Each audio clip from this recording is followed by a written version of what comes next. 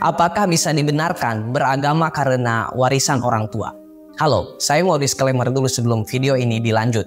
Materi dalam video ini hanya sebagai bahan diskusi dan memerlukan riset lebih lanjut. Tidak dibenarkan menganggap video ini sebagai referensi. Sekali lagi, video ini hanya bahan diskusi. Bahan diskusi kita kali ini, saya ingin mengajak kalian memberi pandangan dan pendapat tentang keyakinan kita selama ini. Keyakinan mungkin bukan datang begitu saja. Tentu banyak faktor yang membuat kalian percaya terhadap sesuatu. Bagaimana kalau kita masuk pada ranah keyakinan yang disebut dengan agama? Dan apakah pernah terlintas dalam benak kita bagaimana jika kita lahir dari seorang yang menganut kepercayaan yang berbeda dengan agama kita saat ini? Mungkin jika kalian lahir di Saudi Arabia, kalian akan memeluk agama Islam. Dan bagaimana seandainya jika kalian lahir di Israel, mungkin kalian akan memeluk Yahudi. Dan bagaimana jika India, mungkin kalian sekarang beragama Hindu. Tapi karena kalian lahir di Amerika Utara, sehingga kalian memeluk agama Kristen. Teman-teman, berikan pendapat kalian tentang faktor yang membuat kalian meyakini agama yang kalian anut saat ini. Ada beberapa kemungkinan seorang hamba meyakini kepercayaan. Kemungkinan yang pertama disebabkan oleh warisan budaya, yang mana agama sering diwariskan dari generasi ke generasi melalui keluarga dan budaya tertentu. Orang dapat mengikuti agama orang tua mereka atau agama mayoritas di lingkungan tempat mereka tumbuh. Mungkin jika orang tuamu memeluk agama lain selain agama yang kalian yakini saat ini, mungkin kita mengikuti keyakinan orang tua kita. Lantas pentingkah kita memikirkan mengapa kita memeluk agama yang kita anut saat ini? Jangan-jangan kita memeluk agama hanya karena orang tua kita memiliki keyakinan beragama. Yang selanjutnya, jika kepercayaan kalian bukan berasal dari garis keturunan dan lingkungan, mungkin kalian adalah orang yang getol dalam pencarian makna. Agama menyediakan kerangka untuk menjawab pertanyaan-pertanyaan eksistensial tentang tujuan hidup, makna kehidupan, dan arti menjadi manusia. Agama memberikan pandangan tentang asal-usul dan tujuan hidup. Tipikal orang yang suka mencari makna kehidupan biasanya mengajukan pertanyaan fundamental seperti mengapa kita harus memeluk agama? Dari situ dia mencari semua jawaban sampai dengan memperoleh sebuah kebenaran yang dia yakini. Bagaimana dengan kalian? Apakah kalian termasuk pada tipe yang pertama atau yang ini? Selanjutnya, alasan orang memeluk agama mungkin didasarkan oleh rasa keamanan dan keterhubungan. Teman-teman, agama bisa menjadi sarana untuk merasa aman dan terhubung dengan sesuatu yang lebih besar. Keyakinan akan adanya kekuatan ilahi atau rohaniah sering memberikan ketenangan batin dan merasa tidak sendirian di dunia ini. Pemeluk agama merasa dibimbing dalam menghadapi semua sisi kehidupan dan dituntun saat menghadapi berbagai keadaan dan kondisi. Pada saat susah, senang, kaya, miskin, berkuasa, tidak berkuasa, agama membimbing bagaimana seorang umat harus bersikap. Selanjutnya, tatanan kehidupan manusia tidak dapat dibayangkan jika tidak ada aturan tentang moral dan etika. Nah, agama mengajarkan nilai-nilai moral dan etika yang menjadi pedoman dalam bertindak dan berinteraksi dengan sesama manusia.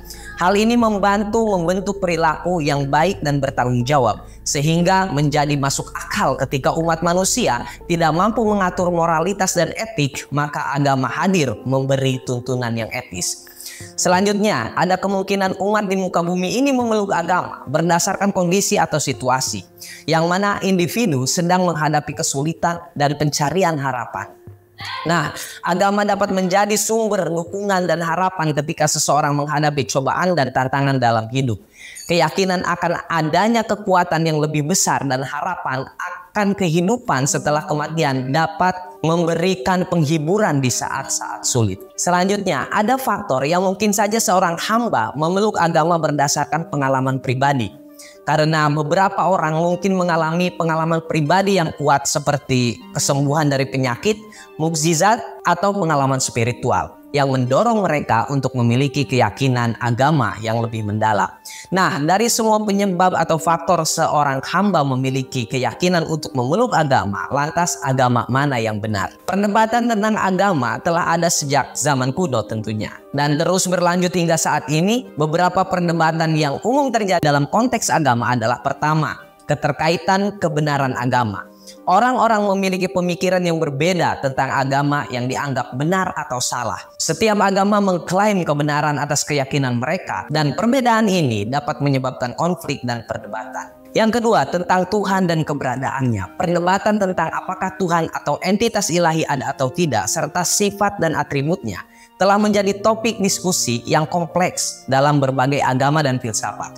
Hal ini juga menjadi perdebatan dan diskusi bagi tipikal orang yang berpikir secara mendalam tentang keberadaan zat spiritualitas. Ketiga, topik yang tetap menarik untuk didiskusikan yaitu tentang asal-usul agama. Beberapa perdebatan berpusat pada asal-usul agama dan apakah agama-agama ini berkembang melalui proses alamiah atau apakah mereka hasil dari pengaruh manusia dan budaya. Dan yang keempat, tentang etika dan moralitas. Pertanyaan tentang apakah agama diperlukan untuk memiliki pengaruh etika dan moralitas yang baik, atau apakah etika dapat dikembangkan tanpa adanya keyakinan agama. Hal ini juga sering menjadi perdebatan. Topik menarik yang kelima yaitu tentang interaksi antara agama dan sains.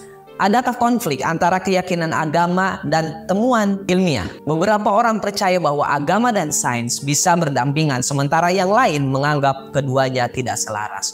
Topik selanjutnya yang masih sering didiskusikan yaitu terkait peran agama dalam masyarakat. Perdebatan juga terjadi tentang sejauh mana agama harus berperan dalam masalah sosial dan politik, dan apakah agama harus memiliki pengaruh langsung terhadap kebijakan publik. Teman-teman, yang paling penting untuk diingat bahwa perdebatan tentang agama adalah bagian alami dari kebebasan berpendapat dan kebebasan beragama yang dijamin oleh banyak negara. Namun, penting juga untuk berdialog dengan saling menghormati dan menghargai perbedaan keyakinan serta mencari pemahaman bersama untuk mencapai kedamaian dan kesatuan dalam keberagaman. Ada begitu banyak agama di dunia ini. Dalam video ini kami menyajikan 50 agama di dunia ini, dan ini hanya sebagian kecil dari jumlah keyakinan yang dianut oleh populasi manusia di bumi ini. Berikut adalah daftar 50 agama yang umum diakui dan diikuti oleh masyarakat di seluruh dunia beserta definisi singkat untuk masing-masing. Kekristenan adalah agama yang berpusat pada ajaran Yesus Kristus sebagai anak Allah dan pengampunan dosa melalui iman. Islam adalah agama monoteistik yang diwahyukan kepada Nabi Muhammad, mengakui Allah sebagai Tuhan tunggal dan mengikuti ajaran Al-Quran. Hinduisme adalah agama tertua di bumi, bersifat pluralistik dan memiliki banyak aliran, mengakui banyak dewa dan dewi serta kehidupan berkelanjutan atau reinkarnasi. Buddhisme adalah agama dan filsafat yang didirikan oleh Siddhartha Gautama atau Buddha, menekankan pencerahan dan pengurangan penderitaan. Sikhisme adalah agama monoteistik yang mengajarkan penghormatan pada satu Tuhan, pemahaman dan amal kebijakan. Yahudi adalah agama dan kelompok etnis yang berpusat pada kitab suci, Tanakh dan Taurat. Jainisme adalah agama yang menekankan ahimsa atau tidak melukai dari kesucian jiwa. Zoroastrianisme adalah agama monoteistik tertua yang mengakui keberadaan Ahura Mazda sebagai Tuhan. Bahai adalah agama monoteistik yang percaya pada persatuan dan kesatuan seluruh umat manusia dan ajaran dari Baha'u'llah. Shinto adalah agama Jepang yang mengakui roh alam dan roh nenek moyang. Taoisme adalah filosofi dan agama Cina yang berpusat pada Dao atau jalan atau kebenaran. Shintoisme adalah agama Jepang yang menekankan hubungan dengan roh-roh alam dan leluhur. Kekaisaran Cina kuno atau Konfusianisme dan Taoisme menjadi agama resmi di Kekaisaran Cina kuno. Juche adalah ideologi resmi di Korea Utara yang menekankan otonomi nasional dan pemimpin tunggal. Kepercayaan tradisional Afrika adalah kepercayaan dan praktik agama tradisional di berbagai suku dan budaya di Afrika.